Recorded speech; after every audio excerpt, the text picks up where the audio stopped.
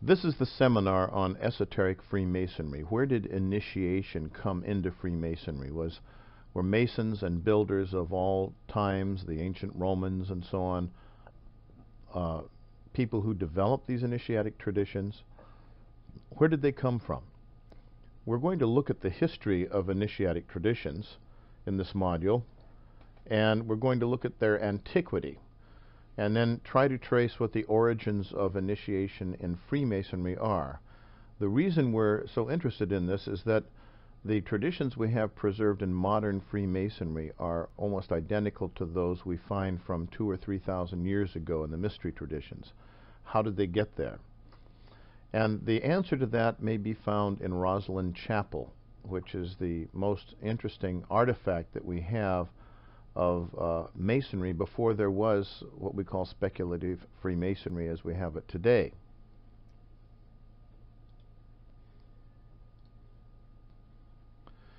Now, let's examine the origin and evolution of initiation from ancient times to the present time. In ancient tribes, and even in modern tribes, there are rites of passage from childhood to adulthood. They are done usually at puberty. And they're rather similar around the world. We find them both in modern tribes and in ancient tribes. They were elaborated and developed, for example, in Hebrew religion, to rites of circumcision, which involved full acceptance into the tribe, but that was done on the 8th day after birth. And we can find in Brahmin and other caste rituals in India and in the East other kinds of rituals that brought people into full responsibility and adulthood.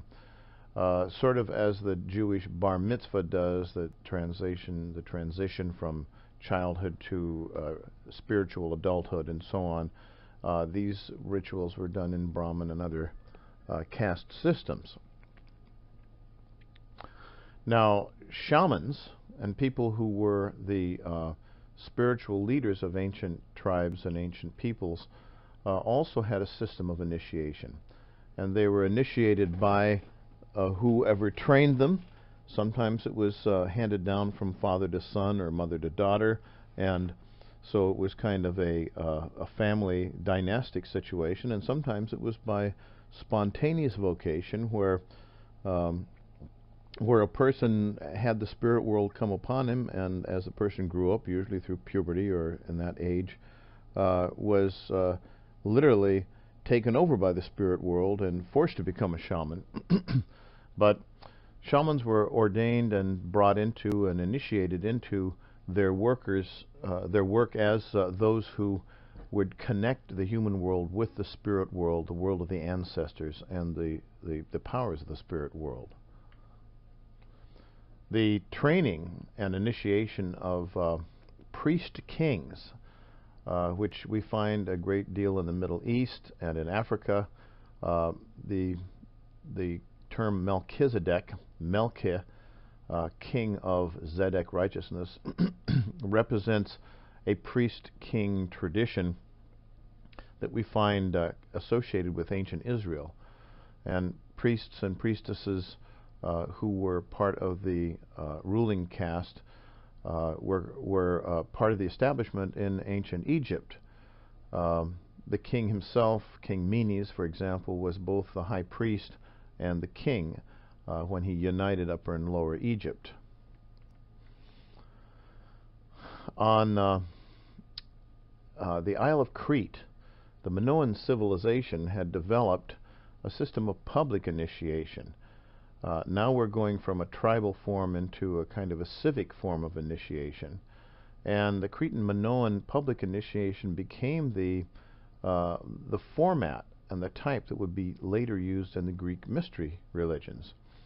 At Knossos, the main city, the people were initiated into the mysteries of the gods and goddesses associated with the agriculture of grains, because grains had been discovered and cultivated only fairly recently, and most competently on the Isle of Crete. And there was ritual that was associated with storing the seeds, planting the seeds, harvesting the grain and cooking the grain, etc., and men and women had special rites associated with that. And from all that came what we know as the Greek mystery religions, the Greek mystery cults. The initiation of the mystai, of those who were the candidates or the initians into the mystery religions of classical antiquity, is a development of the kinds of rites and rituals that probably began in the Cretan Minoan civilization. For example, the Eleusinian mysteries, the Pythagorean mysteries, the Mithraic mysteries, even Jewish Christian mysteries, baptism and things like this. You should, if you are interested in these things, take the seminar entitled The Initiatic Mysteries of Classical Antiquity, which covers in great deal this entire development. Then we can look at the oaths that were taken in the Roman Hellenistic collegia, or guilds. These were the trade guilds, the craft guilds, the people who built the buildings, and the people who trained in specific kinds of skills and apprenticed in them.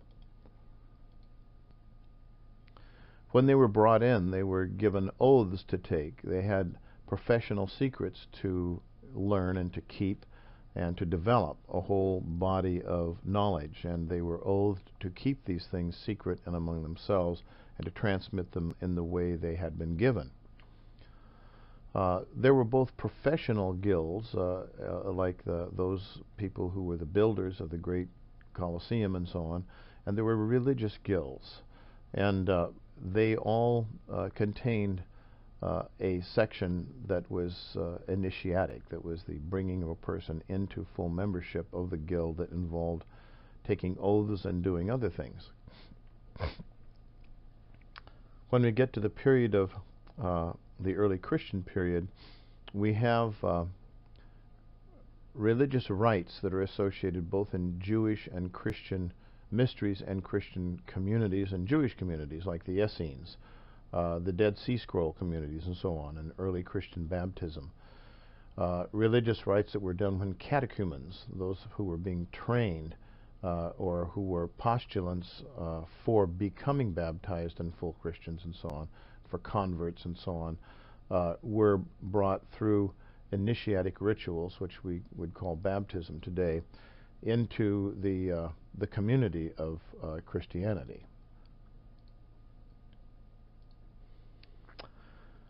By the Middle Ages in the West, we had the European initiatic schools, the Rosicrucians, the Fratres Lucis, and so on, which carried on initiatic traditions and carried on in the Western mystery tradition things that were considered to be heretical in the church, or what we might call the underground stream that had gone through as the church has made certain things orthodox and other things heretical. You can learn about the Western mystery tradition and its initiatic conventions in the seminar entitled The Western Mystery Tradition. And finally, in the 17th century, we have a form of initiation that seems to come through the Western mystery tradition and maybe extend all the way back to the ancient Greek mystery religions and so on. That is the form of initiation we find in Freemasonry and the higher degrees of Freemasonry. And later developments of Freemasonry are what we call ultra-Masonic Freemasonry and other kinds of initiating schools and fraternities and so on, such as the ELEUSIS and the forms of Freemasonry that did not predominate, such as the Egyptian forms of Freemasonry and so on.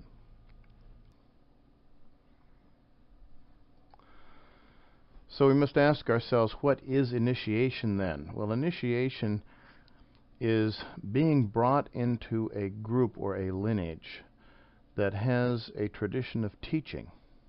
And that tradition of teaching is something that one must learn a whole language for and must go through a great deal of orientation toward, etc., because it's advanced learning and understanding. So initiation is being brought into that situation with other people who are initiates, and usually being chosen by initiates to be offered initiation. There are initiatic traditions in both Eastern and Western religions. They're the esoteric or the inner cores of those religions. Spiritual initiation confers specific powers and energies, and it depends upon whether we're talking about shamanic initiation or initiation into a mystery school or whatever it might be, but it connects the people with certain kinds of powers. In ancient times it was the communication with the ancestors or something like that. In modern times it may be powers associated with apostolic succession, whatever. There are commitments required of initiates. They're required to sometimes eat certain diets or to do certain things at certain times of the day, undertake certain rituals, avoid certain things, etc. But these are commitments that are made by all initiates in any kind of an initiatic group. Lineage is extremely important. There is a chain of succession from, so to speak, the ancestors that goes from generation to generation, that is transmitted through time. Initiation is not something that's received out of thin air. It's received from a person who received it from another person who received it from another person, going back into the generations. The goal of the mystery schools was transformation of the individual.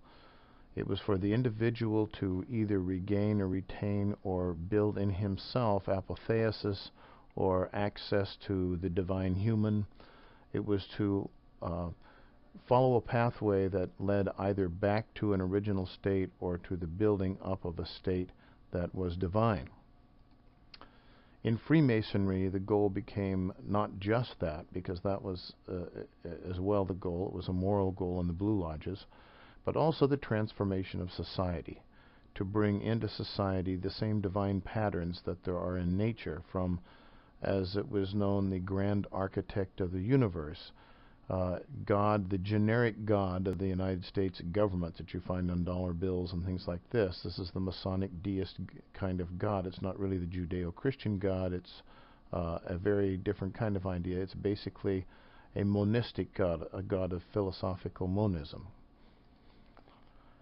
Contemporary initiatic traditions range from different kinds of men's and women's organizations to high esoteric schools. There are many different types. Here is a symbol of the Theosophical School at Halcyon in California that was established in the late 19th century by members of Blavatsky's New York group. Here is a symbol for Egyptian mystery schools, Egyptian traditions, which were very popular in the early part of the 20th century and still are in England. This is the Brotherhood of Light. These very often schools provide lessons, very often by distance learning. I think it was AMORC, the Rosicrucian organization in San Jose, that first began doing lessons by distance learning, and they were very much looked down upon by many of the mystery schools, but now lots of mystery schools do the very same thing. So it was really a forward-looking thing, especially in a land where people are thousands of miles apart, as opposed to a place like a country in Europe where they're only 10 or 20 miles apart and they can come together physically. This is a symbol of Rosicrucianism, of the Golden Dawn, of the Golden Lodges of Rosicrucianism. This is a symbol for the Great Western Brotherhood in San Francisco. This is for the Temple of the Holy Grail, of which I am the Grail Master. So, what is the initiation ceremony in Freemasonry? How does it go? What does it look like? If you're not a Freemason, you don't know these things. It consists of two very important things that we find in the most ancient forms of the mysteries. The first is called the Rite of Destitution, in which all metal and jewelry and coins are removed from the person who is to be initiated, the initiand. The person is hoodwinked. That means blindfolded. A black blindfold is put over the eyes so the person cannot see what is happening, and then it's removed at a specific time so that he can receive the light of Masonic initiation. He is led with a rope, which is called a cable tow. So in this condition of not being able to see and being divested of all metals and all money, the person is led forward by a rope, by someone who wraps the rope around his waist and leads him and shows him where to go, as though he were blind. And in this case, usually the breast or the shoulder is made bare. There are different conventions about how it's done. And the knees, or one knee, is made bare. And a person will kneel to take the oath. And which shoulder is bare, which knee is bared, and so on, has to do very much with what degree of initiation the person is taking. The second part of it is called the Rite of Discalceation. The person is led forward slipshod. That means one shoe on and one shoe off. However, in some traditions, a person is totally barefoot, or the person wears special kinds of slippers. The tradition of special slippers goes back to the Greek idea of the initiatic being shod with the initiatic shoes. The person being barefoot goes back to the idea of the spiritual wander or monastic. In other words, a person comes into initiation stripped of all money and things. He's totally bare, he's poor, he has nothing, he's blind, he has to be led, he's vulnerable with a bare breast or chest, his pant leg might be rolled up, he wears special slippers. Sometimes a bronze shoe was what was used. A single bronze shoe was used in some of the Pythagorean mysteries and so on. And he's basically a person who is going into it as he came into life, naked and with nothing. So if we look at the transmission of these initiatic conventions, discalciation and so on, over nearly 3,000 years, from the ancient Hellenic mysteries to modern Freemasonry, we see incredible parallels. Here is one picture I found on the internet to show you. It's not necessarily the way it's used in all lodges. Here both pant legs are rolled up. There's a cable tow. The entire chest is bare, and the person is hoodwinked and stripped of all money and so on. Here's a photograph of a person in a Masonic lodge with half of the breast bare and one pant leg rolled up and wearing special slippers and the cable tow. So as you can see, these conventions of discalciation and so on are used in Freemasonry. Where did they come from?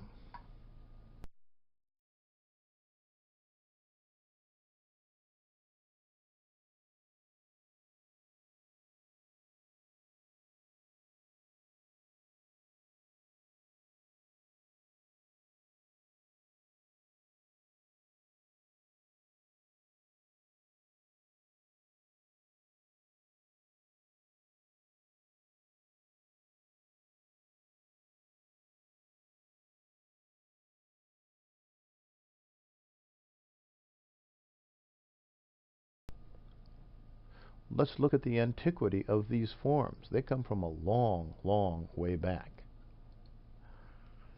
If we look at the secret initiatic rites that were performed from 1500 BC until about 500 BC, we see the rite of destitution used. It's the main thing that is used in initiatic tradition. The breast is bare. There's no metal or coins allowed. It's considered to be a passage into death for rebirth. The rite of discalciation we see also in these ancient ceremonies. Slipshod, which originally meant wearing special slippers, very often would be one shoe off, one shoe on, or the use of a special bronze sandal. Here's some ancient descriptions of the initiatic rite of destitution. If we look at descriptions of Herakles or Hercules in the lesser mysteries of ELEUSIS and his initiation into those mysteries, we find very specific descriptions of these rituals. I'm not going to go in detail into them, but if you were to take the seminar called The Initiatic Mysteries of Classical Antiquity, the module on the Eleusinian Mysteries will show you much more detail about this. We have ways of understanding what went on in initiatic mysteries, not because anyone has divulged the information exactly to us, but we have images that we find painted on sacred urns in certain places, and we have other kinds of pieces and bits of descriptions that we can put together. About the 5th century before the Christian era is where we get this particular piece of information from an image on an urn. I don't have that image to show you. I have another one of Herakles to show you, however. And we find these images describing initiatic rituals, and they show us details of things in the ritual. So in the lesser mysteries of ELEUSIS, Herakles is sitting on the lion's pelt, which he has earned by taming the Nemean lion. And although I don't have the exact picture to show you because it's not available to me on the internet, basically in this picture we have several things that we see. The right arm and the breast are bare. This is an alternative picture. We can't see as much in this. But on this urn we also find that he is hoodwinked or blindfolded. This doesn't appear on this particular urn inscription we have here. We also find that he is unshod, or he's slipshod for his initiation. Now we find that torches are held in specific hands and pointed at specific angles. This is a little different than what is done in Freemasonry, which uses swords. And there is a period, or there is a special ritual of purification by fire and water and earth, which you will find in many of the ultramasonic traditions and higher degrees of Freemasonry.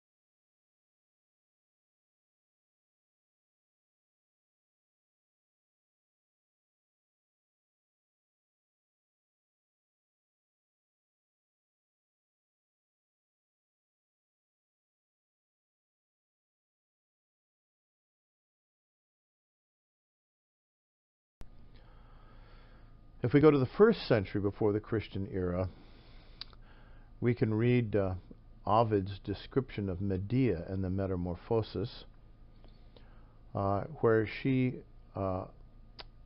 prepares magical rites that will cause Aeson, who is Jason's father, to be reborn as a youth, a kouros. Again, if you take the seminar on the on the Initiatic Mysteries of Classical Antiquity, you will understand more about what this means, a kouros and a reborn youth and so but she is working with the goddess Hecate to do magical rites.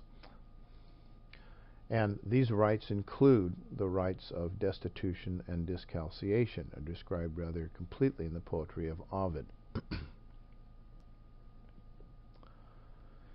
Now, discalceation, which is the slipshod ritual, is a ritual for sacred death and rebirth, and we find it described in many places. For example, in Virgil's Aeneid, Dido is preparing for suicide because she's mourning the loss of her lover. However, she's preparing for a special kind of suicide that will grant her apotheosis. She will be taken from the mortal state into the immortal state. And so we have a painting from a very early Hellenistic painting, fresco, that shows a painting of Dido preparing for her suicide with her attendants around her. And it's a little hard to see, but she is slipshod. She has 1 foot bare and 1 foot not bare.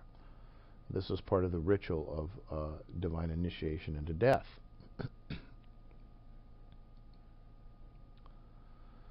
So we have not only this about discalceation, we have many other things. I'll show you one more thing.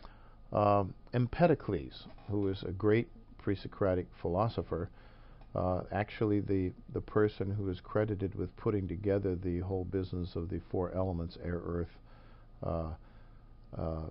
earth, fire, and water.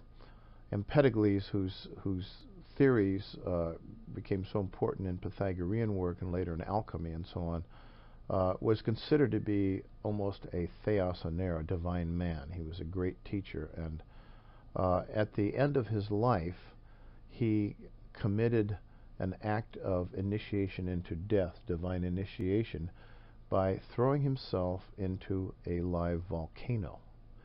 And that was considered to be the baptism that would bring him into apotheosis.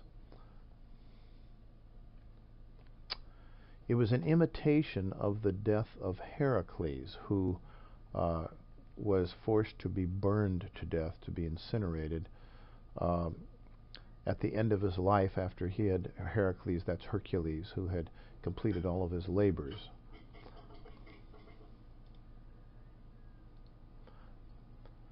Again, you can learn more about that in the seminar entitled The Initiatic Mysteries. Now, the imitation of the death of Herakles was a gateway, a portal into the apotheosis of Herakles, because Herakles was the archetypal human being who earned what should have been his divine right. He was a son of Zeus, but his kingship, his royalty, was stolen away from him, and he had to earn it back through a series of major labors and works. And Herakles, or Hercules, was the archetype of the human who, through his great works on earth, makes himself divine, so that at death he experiences apotheosis. And so Empedocles imitates his death. It's done ritualistically by incineration in a volcano, and I think this was in Mount Etna. And what we know he used when he went into the volcano was a bronze sandal. This is a bust of Empedocles. This is an ancient recreation of the bronze sandal that he used to throw himself into the volcano. So these symbols and rituals of initiation, the slipshod or the special shoes, the special postures and positions, the divesting oneself of all metals, and the cable toe and many other things, are things we find in the ancient mysteries. How do these get into modern Freemasonry? What's the nexus? What is the connection? This is another thing we know, that in the Mithraic mysteries there were special postures that were used and foot positions that were used with their torches.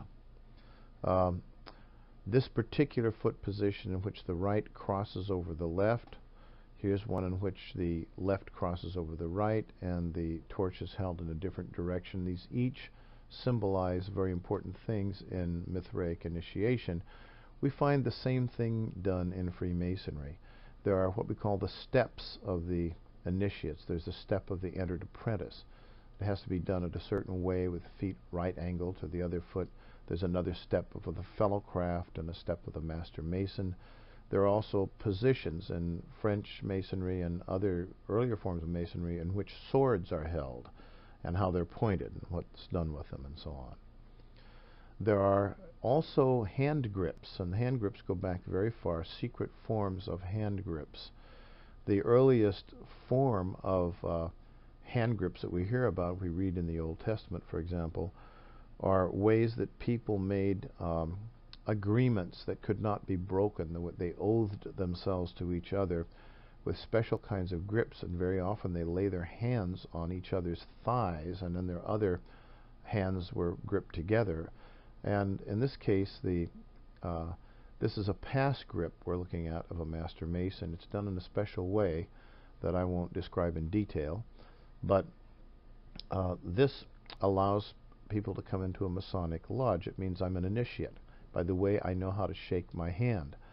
There are also other symbols and words and things to identify Masons to each other in places and situations where it would be dangerous for them to be known because they might be considered to be heretics, or in which master Masons who travel from, well, we think of traveling from country to country today as a very simple thing, but in the ancient world it wasn't. It was very dangerous to go out of your home territory, and if you did, and master Masons had to because they were hired to go and put together workers and create and design and put together great buildings and works of architecture, so they were the only profession that really had a free pass throughout all the nations, and they had special ways of identifying themselves both to their brothers there and to people in those countries.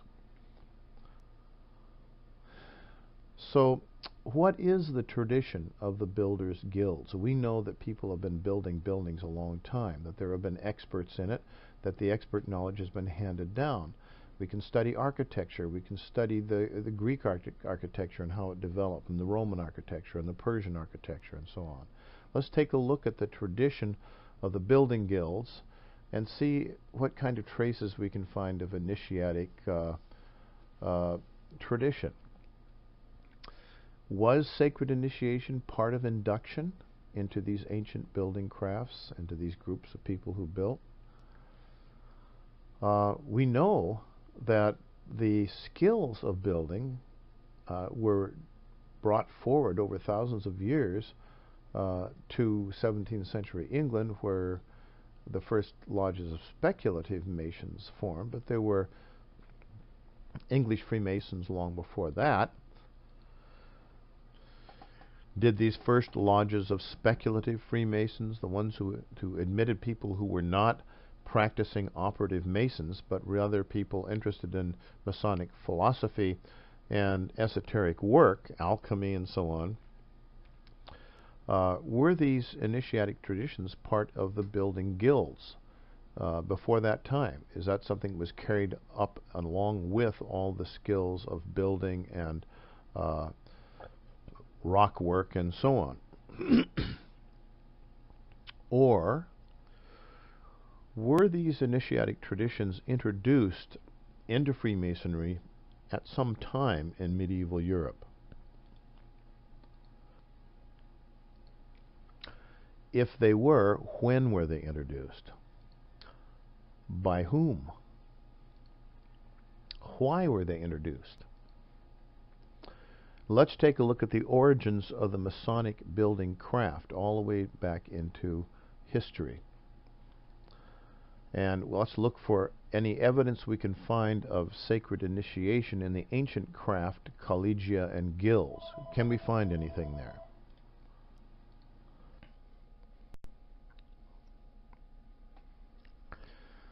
The origin of stone architecture, as far as we can learn from history, begins in the Egyptian Old Kingdom. and it's a priestly origin. It was a priestly craft. Previous to this time, we do find in northwest Africa there was a great deal of stone type architecture, but it just involved dragging and arranging boulders in certain kinds of patterns. It seems to have been the Egyptians who developed true stone architecture, and this is what we're talking about in the building guilds. We came out of the Stone Ages, and the great building material was mortar, brick, and stone.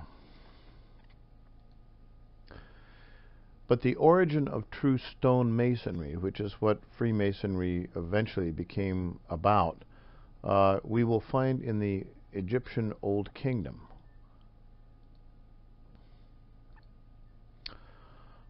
It is done really through a genius named Imhotep.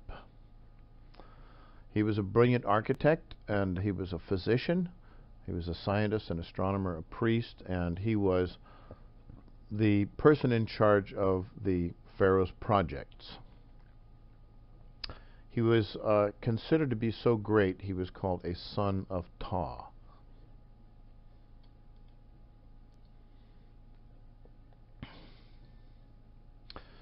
This is an Egyptian figurine of Imhotep from an Egyptian statue that exists of him. You notice his head is shaved, he has a scroll in his hands, and so on. He's an architect, an astronomer, a brilliant Da Vinci type of scientist in charge of projects for the pharaoh.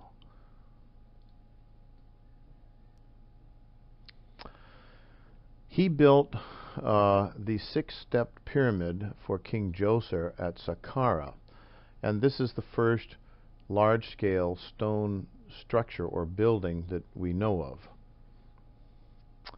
This is what it looks like today. There are buildings around it, cemeteries, sacred places, and so on. It's a very crude-looking thing today, and all the places in the interstices have eroded away, and it doesn't look at all like it did in ancient time. But it was built indeed of stone.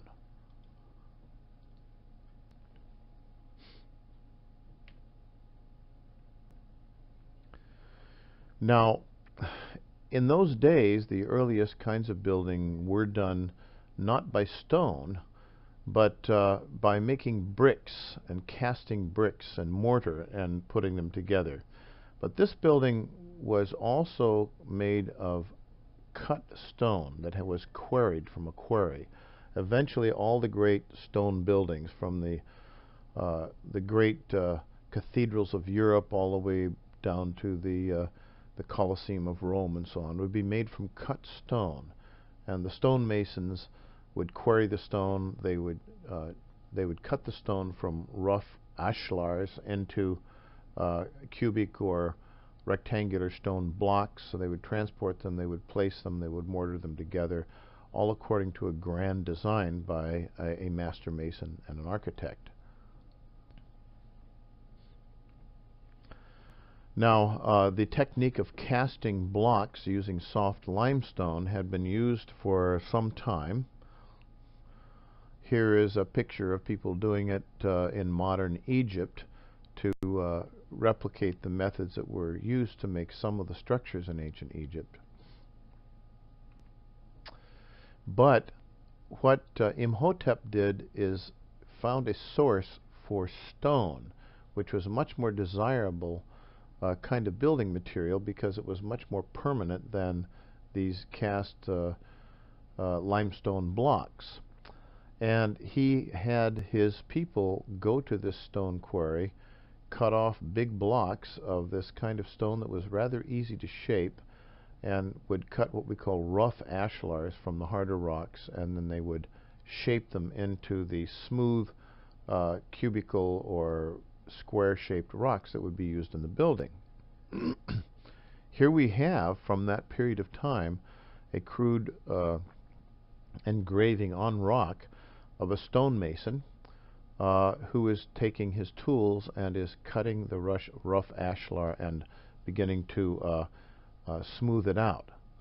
Now, in later Freemasonry, in modern Freemasonry, what we call speculative as opposed to operative Freemasonry, which is the actual practice of the craft, in speculative Freemasonry, which is the initiatic form that we know of today as Freemasonry, and people in it are not building anything out of anything, the spiritual meaning of the smoothing of the rough ashlar into the smooth ashlar is considered to be an allegory of the apprentice Freemason who must now work on taking all the rough edges out of his ethical and moral personality. He must smooth the rough ashlar and bring it into the proper shape, and it takes work. And so that is a spiritual allegory that's based on the idea of one of the earliest forms of work of the stonemason was to take these rough rocks and turn them into workable, serviceable rocks with sides that would form as cubes or rectangular type of blocks. The smoothing of the rough ashlars into the smooth rock. That was a spiritual allegory of the work of the apprentice. And the tools of the apprentice would be the tools that were used for this, and they each had spiritual meanings of how one would then take in hand one's own faults and flaws, and one would transform them through one's own concentrated effort. If we look at the tradition of the ancient builders, we might look at India and Persia. And in those places, the communities themselves worked on building construction, and there were slave projects under priestly architects. And they built structures like the one we show right here.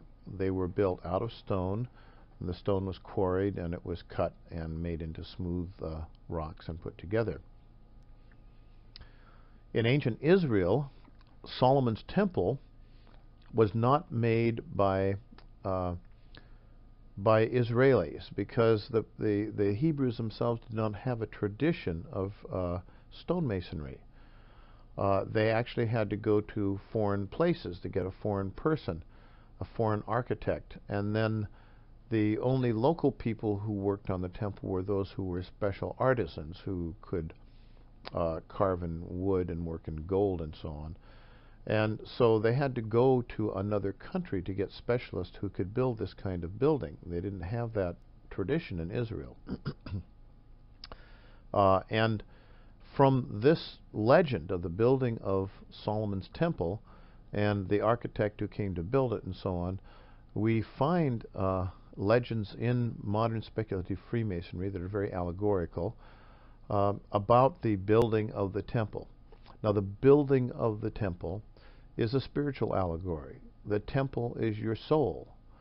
The temple is that which is brought together and planned and glorifies the great architect, the grand architect, God. And those who work to put together all these separate parts and to craft and burnish the metal and so on, these are all allegories of things that the individual must do to bring together not only his individual part, but the great part, the social part, the social structure, the Temple of Solomon, the New Jerusalem, so to speak. So from this part in history, we have a lot of allegory that we find in Freemasonry today.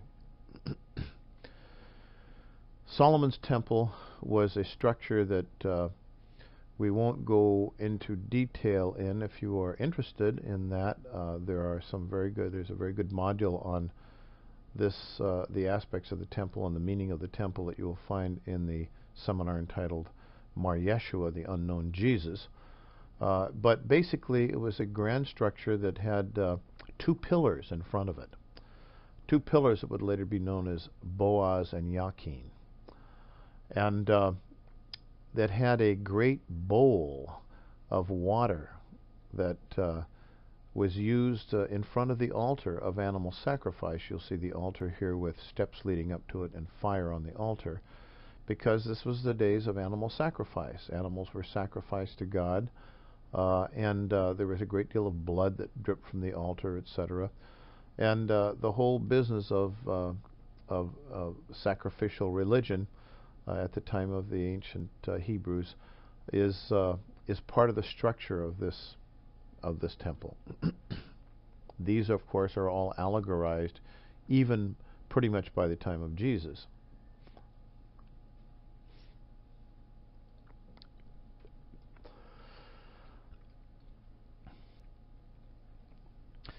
If we look at Greek architecture, these were done by a local architect with artisans that would be brought in and might live for a while in the city, and slave labor that was brought together. This is how the great temples of Athena and so on were built. And the great columns that were designed to hold the stone. Columns had been used in Egypt first, and then there got to be specific designs of columns in different parts of Greece, Ionia and Corinth and so on. So we have these different kinds of columns that are made, Corinthian and so on.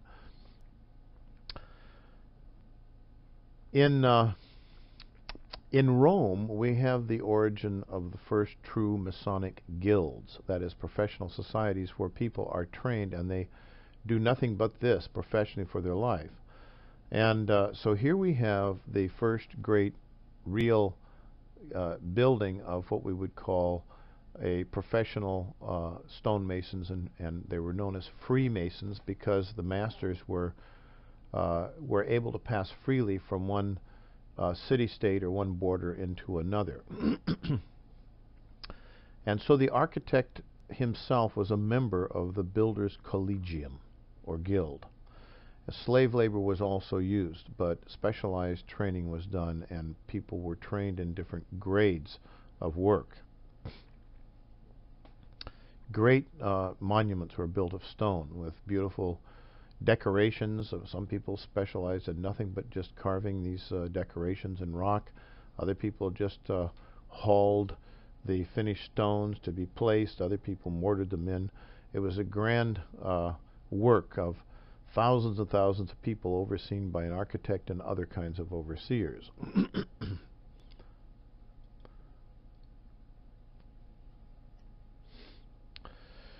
Now, when we come down to the time of the Second Temple, Solomon's Temple was built about 9 centuries before the Christian era, but the Second Temple was built when the first one had been destroyed through invasions, etc. And the Second Temple was built in about the 4th century before the Christian era. And that was built by the priestly Zerubbabel, who was a Babylonian Jew whose royal family had been taken over to Babylon, and they had lived a couple of generations, and he had learned the skill of the mason in Babylon, where there was a tradition of masonry. And he then taught that skill and trained the Hebrews in masonry, and established within Judaism a tradition of Freemasonry. So he establishes the Jewish guilds, and they are the ones who rebuild Solomon's Temple. Now, I want to emphasize that we're used to thinking of the father of Jesus, Joseph, as a, quote, carpenter, and Jesus working as a carpenter. They were not carpenters. The term tectone that we find in the New Testament means a builder, one who fashions things. And in the area they lived, there was no wood to speak of. They were not fashioning wood. They were stonemasons, and probably made most of their money building buildings for Herod in his special city, Sepphoris. So Yeshua, Jesus, was not a carpenter. He was a stonemason. And as the firstborn in his family, he was probably the child that was allowed to follow his father's footsteps and be initiated as an apprentice. And he may have indeed gone all the way to the status of a master mason. But Yeshua was not a carpenter; he was a stonemason, and as was his father. And we can determine that very easily by looking at the lineage that's attributed to Joseph in the Gospel of Matthew. You'll see that Joseph's lineage goes back to Zerubbabel. And so when we say he's a tectone and he comes out of the lineage of Zerubbabel, it's almost impossible to conclude other than that he was himself part of the Jewish guild of stonemasons. In the second temple, which was built by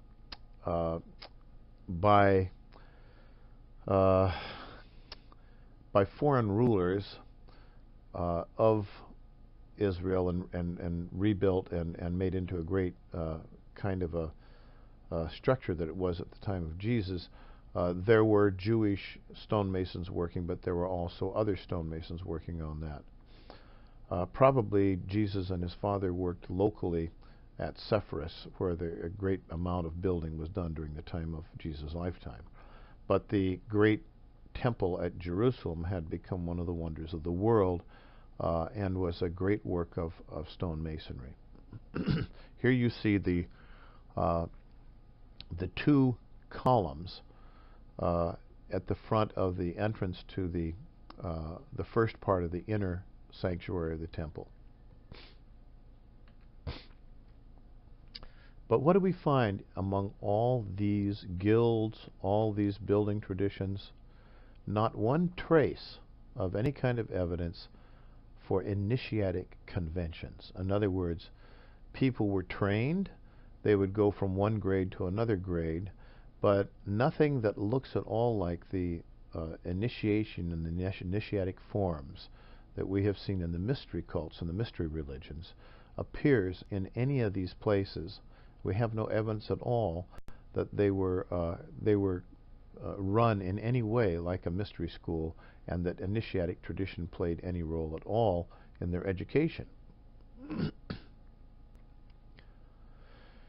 Now we have some wonderful stories and traditions about the Freemasons at Lake Como. After the fall of the Roman Empire and the invasion of the barbarians from the north, the people with skills in building left the city of Rome and they moved up into the mountains to Lake Como.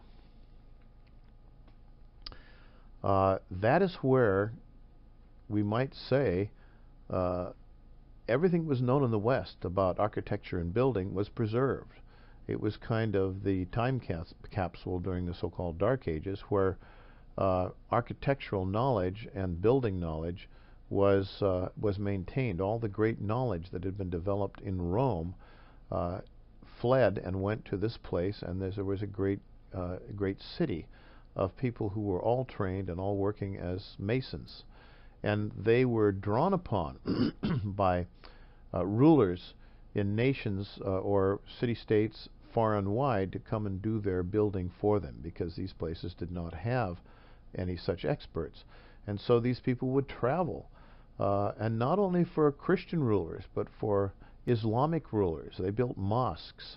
They oversaw or contributed to some of the great Islamic architecture and the development of Islamic Freemasonry. And of course, they built the great buildings in England that would develop, and North Africa and Spain and so on. And they lived at this little lake. We have a lot of Italian scholars that have looked into what we know about this community. Leader Scott, which was the pen name taken by a woman writer named Lucy Baxter, who was very interested in Masonry and Freemasonry in the 19th century, but had to use a male name because women were not allowed in Freemasonry, did a lot of research into this and developed what she called the Comocene theory. The theory that these Masons were the ones who brought the tradition of Freemasonry as we knew it today, with its initiation rites and so on, up from the ancient world and eventually into the medieval world. For Lucy Baxter, these initiatic traditions were always part of Masonry, and that was how Masons were initiated. They would go through Discalceation and all these other kinds of things. And so she developed what was called the Comocene theory, that this is how these traditions came forward in history. In the 19th century, though, and after she had done a lot of her publication in the early 20th century, there had been so much really romanticizing of the origins of Freemasonry by Masonic writers, where the Masons are all descended from the Egyptian builders, and our traditions go back to the Solomon's Temple and all those sort of thing. And then Masonic scholarship started to get more realistic and more historical, and pretty soon there was a period of great skepticism in which there was a lot of these ideas were demythologized. And in this post-Romantic Masonic skepticism, her theories about the Comocene Masons, even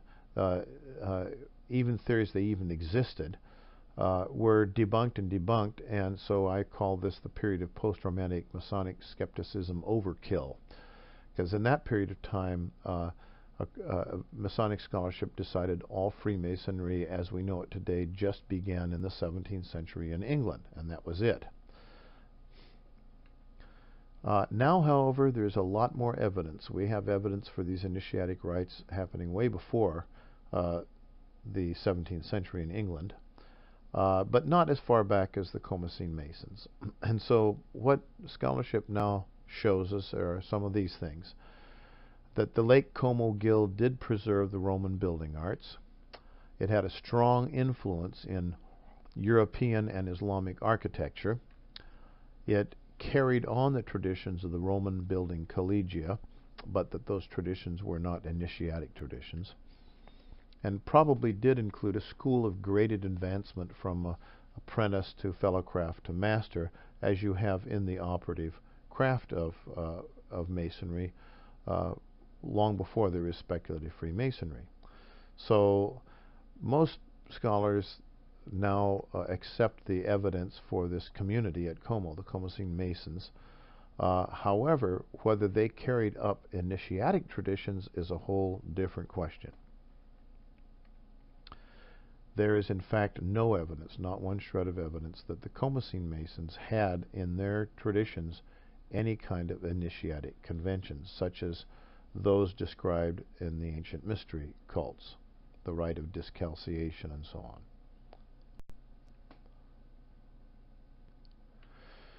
So the Masons, the Freemasons, preserved the tradition of building. They built the Gothic cathedrals. They made the advances in architecture that allowed for new kinds of building and doing away with flying buttresses, etc. We have their Masonic marks on these buildings. The same marks we find on 12th century buildings are the same Masonic marks we find on Roman buildings. We know the tradition is consistent. It goes through a period of at least 1,000, 1,500 years. These are some Masonic marks that we have. We know that they built great things that today we're not quite sure how they made them stand, like the Roman Colosseum. It's had a great dome, and as far as ways we know of doing this that were part of their technology, how that would be allowed to stand, the dome itself, without more modern forms of architectural design, is still kind of a mystery.